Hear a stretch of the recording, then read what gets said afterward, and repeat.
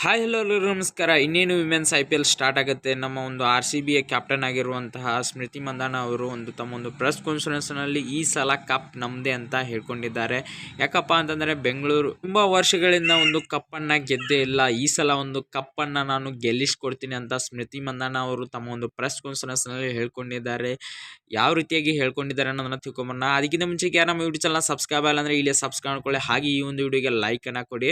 ಮಹಿಳೆಯರ ಒಂದು IPL ಈ ಫೆಬ್ರವರಿ 23ನೇ ತಾರೀಕಿನಂದು ಇದೆ. ಆದರೆ ನಮ್ಮ ಒಂದು RCBಯ ಒಂದು ಮ್ಯಾಚ್ ಇರೋದು ಅದರ ಮರುದಿನ ಒಂದು 24ನೇ ತಾರೀಕಿನಂದು ನಮ್ಮ ಒಂದು RCBಯ ವಿಮೆನ್ಸ್ ಒಂದು IPLನ ಒಂದು ಫಸ್ಟ್ ಮ್ಯಾಚು ಅದರ ಮರುದಿನ ಇದೆ. ಅದರಲ್ಲಿಯೂ ಕೂಡ ಒಂದು ಸ್ಮೃತಿ ಮಂದಾನ ಅವರು ಈ ಸಲ ಒಂದು ಕಪ್ಪನ್ನು ಗೆಲ್ಲಿಸ್ಕೊಡ್ತೀನಿ ಅಂತ ತಮ್ಮ ಒಂದು ಪ್ರೆಸ್ ಕಾನ್ಫರೆನ್ಸ್ನಲ್ಲಿ ಹೇಳ್ಕೊಂಡಿದ್ದಾರೆ. ಹಾಗೆ ಎಲ್ಲ ಒಂದು ಕರ್ನಾಟಕದ ಅಭಿಮಾನಿಗಳಿಗೂ ಕೂಡ ಒಂದು ತಮ್ಮ ಒಂದು ಶುಭಾಶಯವನ್ನು ಕೋರಿದ್ದಾರೆ. ಅದರ ಬಗ್ಗೆಪ್ಪ ಅಂತಂದರೆ ಮಹಾಶಿವರಾತ್ರಿ ಇನ್ನೇನು ಬರ್ತಾನೆ ಇದೆ, ಅದು ಕೂಡ ಒಂದು ಮಹಾಶಿವರಾತ್ರಿಯ ಆರ್ಥಿಕ ಶುಭಾಶಯಗಳಂತಲೂ ಕೂಡ ಕೋರಿದ್ದಾರೆ.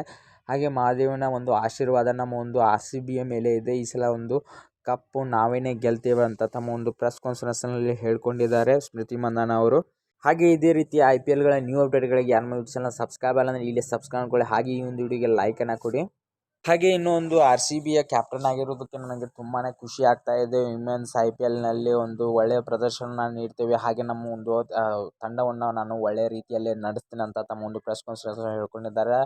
ಒಂದು 24ನೇ ತಾರೀಕಿನಂದು ನಡೆಯುವಂಥ ಒಂದು ಮ್ಯಾಚಿಗೆ ಒಂದು ಮುಂಚೆನೇ ಒಂದು ಒಳ್ಳೆಯ ರೀತಿಯಾದಂತಹ ಒಂದು ಪ್ರಾಕ್ಟೀಸನ್ನು ಮಾಡ್ಕೊಂಡಿದ್ದೇವೆ. ಆ ಪ್ರಾಕ್ಟೀಸ್ ಪ್ರಕಾರ ಅಂದರೆ ಒಂದು IPLನಲ್ಲಿ ಒಂದು ಒಳ್ಳೆಯ ಪರ್ಫಾರ್ಮೆನ್ಸನ್ನು ನಾವು ನೀಡೋದಕ್ಕೆ ಮೊದಲಿನಿಂದಲೇ ಟ್ರೈಯನ್ನು ಮಾಡ್ತೀವಿ ಅಂತ ತಮ್ಮ ಒಂದು ಪ್ರೆಸ್ ಕಾನ್ಫರೆನ್ಸ್ನಲ್ಲಿ ಹೇಳ್ಕೊಂಡಿದ್ದಾರೆ.